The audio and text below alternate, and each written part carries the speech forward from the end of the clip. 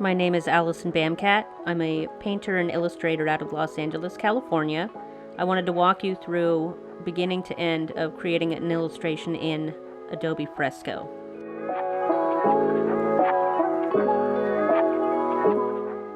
So I'm just starting off with a sketch layer, and I'm going to pick a lighter color, just any random lighter color for my undersketch.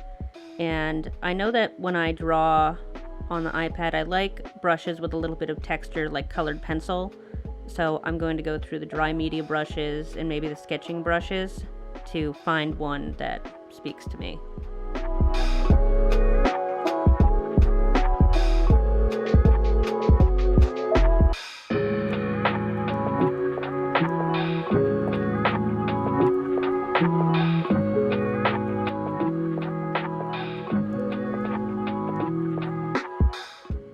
You can see how the color kind of builds up on itself as you sketch, and that's something that I really like in a brush.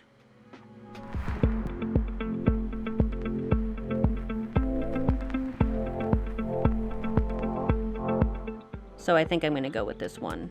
And now I'm just going to erase this so I can start my sketch.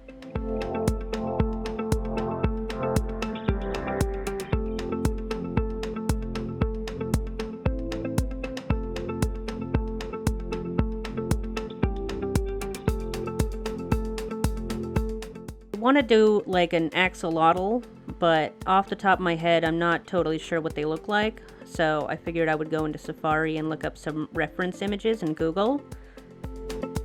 Once I found one that I like, I can go back into Adobe Fresco and then swipe up from the bottom and actually just add that reference to the right side of my screen so I have something to draw from.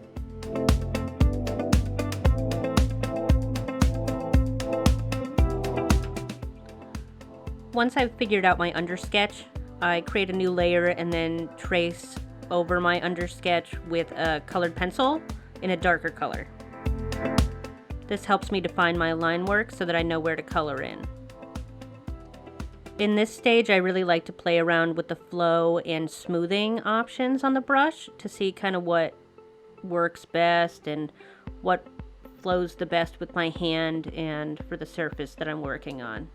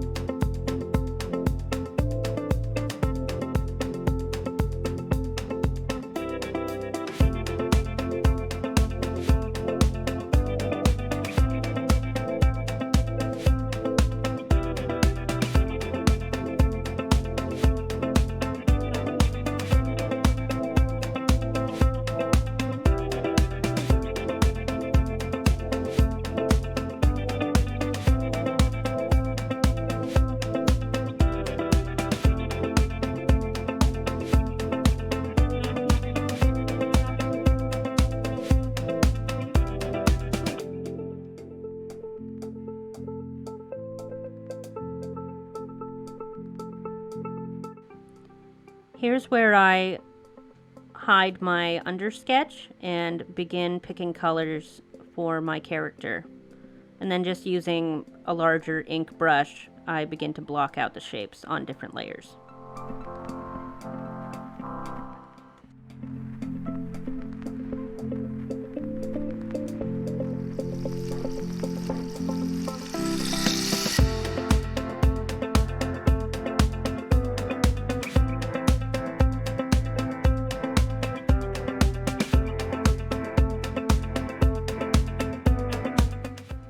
As I'm coloring in, I like to go back into my tools and play around with smoothing and flow to see kind of what works best.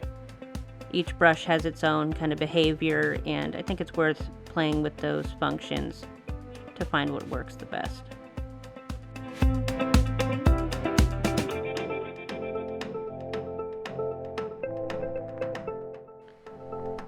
So for the background, I pick kind of like a water lagoon type color, and then I start adding highlights onto the smaller rocks.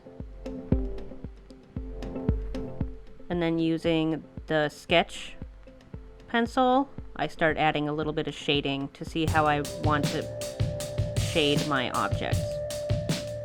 Then I go into some of the more painterly brushes and start playing with texture in the background.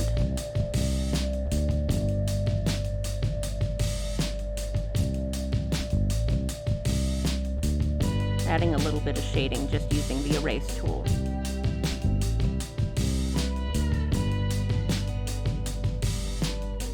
So you can see here I'm playing around with masks. What I was really looking for was the lock transparency tool because I wanted to preserve my pink axolotl and only work within that shape. So what I ended up figuring out was you just use the lock transparency tool and then you can scribble all over the page and it'll only affect that pink shape. So you can do that for each individual layer.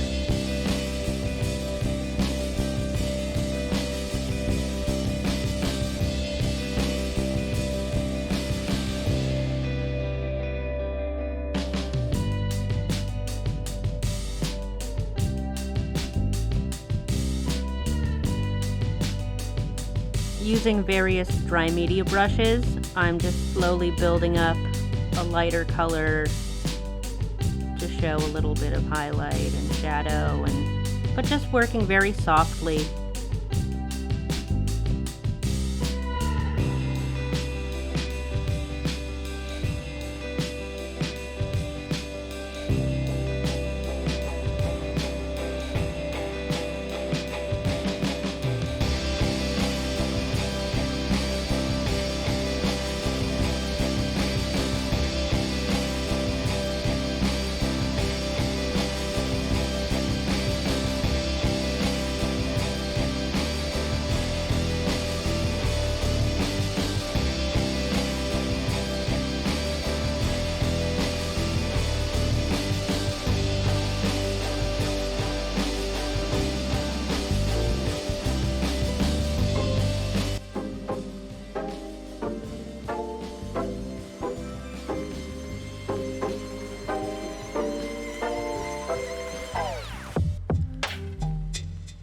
So for my shadows, I want to use cool colors since the background is a cool color.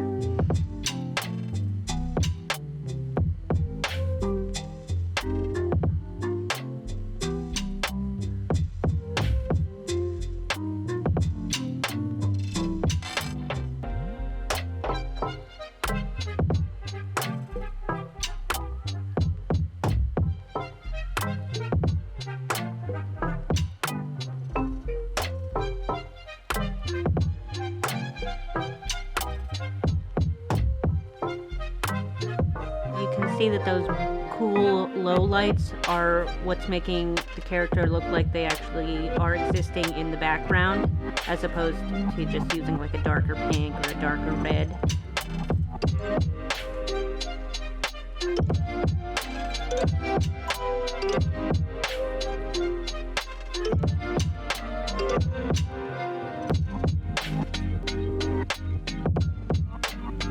I'll use blue tones to create highlights and reflective surfaces in the eyes as well.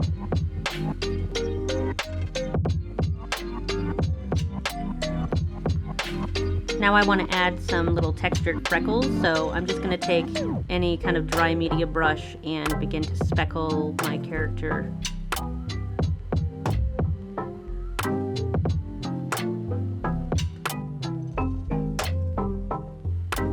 Then using the regular pen brush, I'm going to start adding the gills.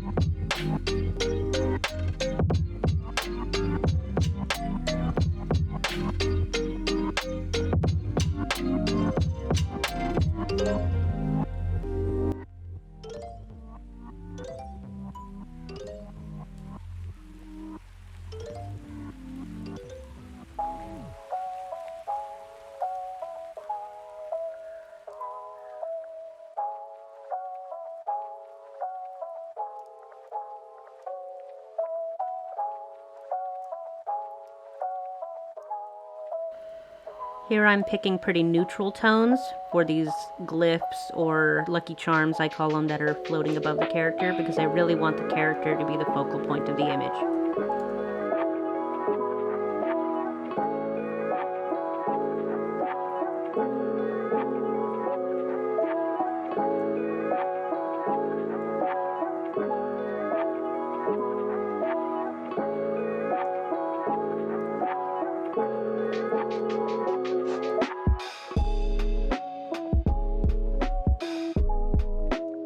Here you can see I started my signature and then I realized that I accidentally bled a little bit onto the eyes, so I went back and redid my signature after hitting edit undo a few times. And the last thing that I do on all of my pieces is sign my initials and the year and my little sprout.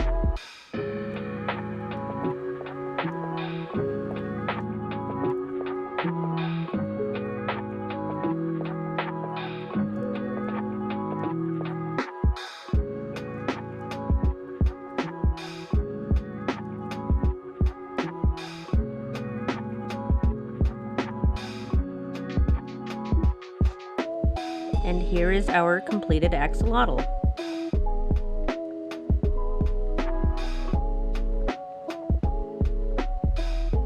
Thank you for following along with me.